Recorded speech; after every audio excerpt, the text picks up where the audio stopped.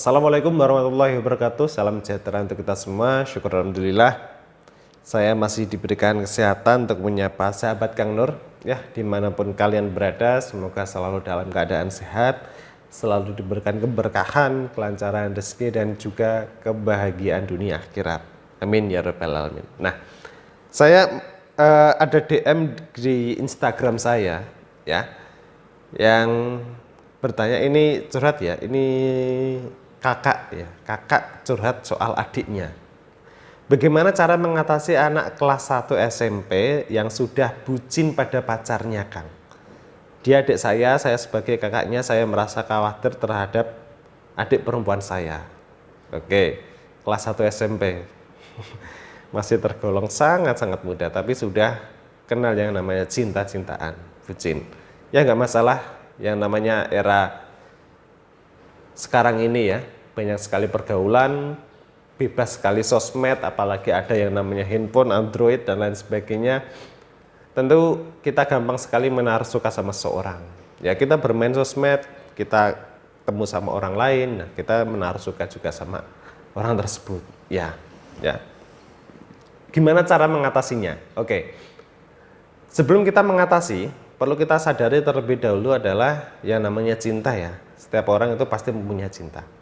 Tapi kalau usia dini sudah cinta-cintaan, ya kita sebagai orang yang lebih dewasa, kita sebagai orang tua hanya perlu mengawasi bagaimana cara mereka bersosial. Nah, ini pentingnya untuk mengawasi anak-anak kita, ya. Pentingnya untuk mengatasi adik-adik kita, gitu. Pentingnya di situ. Karena apa? Kita nggak bisa setiap hari mengontrol mereka, kita nggak bisa setiap hari jadi satpam mereka, kita nggak bisa setiap hari mengawasi mereka, itu nggak bisa. Ya, maka di sini pentingnya kita untuk mengontrol mereka, gitu. Kontrolnya dengan cara apa, Kang? Ya mungkin kita dengan cara kontak, ya kita kita jalin komunikasi sama orang tersebut, lagi di mana, terus sedang apa, sudah saatnya pulang gitu. Nah, ini cara kita mengontrol mereka gitu. Nah, kalau kita ngomongin soal bucin ya, ya nggak perlu kita pungkiri juga, kita juga pernah muda ya. Kita pernah muda, pernah merasakan jatuh cinta dini ya kan. Ya, semua orang pasti punya alasan tertentu kenapa mereka jatuh cinta gitu ya. Termasuk juga soal diri Anda sendiri ya, orang yang bertanya, yang DM ke saya melalui Instagram ini tadi, pasti Anda juga pernah merasakan yang namanya jatuh cinta juga. Ya, rasanya seperti itu, seperti yang adik kalian alami ya, seperti yang adik kalian rasakan ya. Tapi kalau orang yang sedang jatuh cinta ya, apalagi kalau dalam kondisi bucin seperti ini, kita hanya perlu mengawasi saja gitu, jangan sampai keterlaluan lah, jangan sampai keterlaluan dalam percintaan gitu. Tapi kalau masih dalam sangat muda, kelas 1 SMP ini seharusnya belum masanya untuk jatuh cinta ya, belum masanya gitu. Ya perlu bimbingan lebih dalam lagi dari pihak keluarga untuk lebih memberikan peraturan yang mungkin lebih ya. Mungkin Anda sebagai kakaknya harus lebih tegas lagi, apalagi untuk orang tua ya, harus bisa mengontrol anaknya dengan ya lebih ketat lagi lah begitu. Kalau perlu beri peraturan ya, kalau perlu beri peraturan. Kita nggak sebagai orang tua ya, ini bukan kakak ya ataupun saudara ya. Sebagai orang tua, ketika ada anak kita yang melanggar, kita bisa dikatakan wajib untuk memukul ya. Kita diberikan hak untuk memukul. Memukul kita ini adalah sebagai langkah untuk memberikan peringatan gitu, bukan karena kita keras, bukan apa, tapi ini sebagai langkah untuk memberikan peringatan gitu. Jadi coba diomongin sama keluarga, kenapa kok bisa jatuh cintanya seperti itu, apakah berlebihan atau tidak. Kalau tidak berlebihan nggak masalah, mungkin mereka adalah masa-masa mendewasakan diri ya, walaupun masih usia dini, tapi masa-masa mereka mendewasakan diri.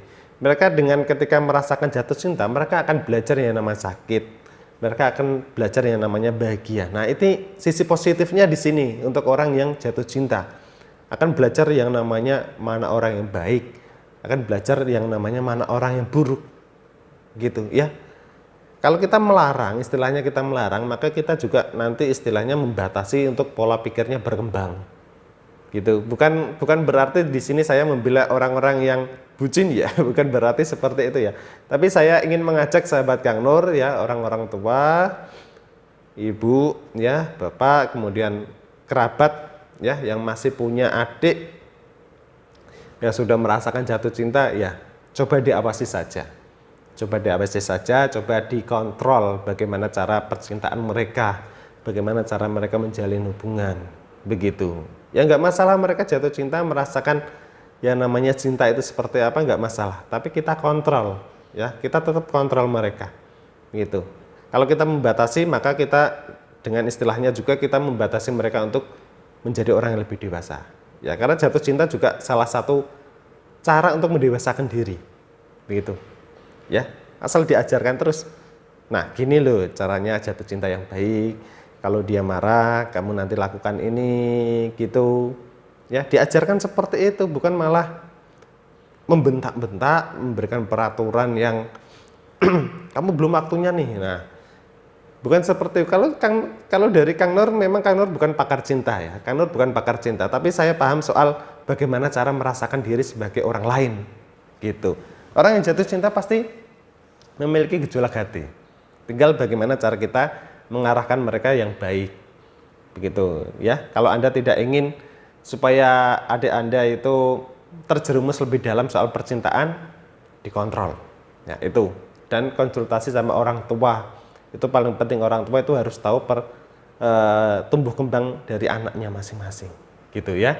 Dan mungkin itu dulu yang bisa saya sampaikan. Sampai ketemu di video selanjutnya. Wassalamualaikum warahmatullahi wabarakatuh.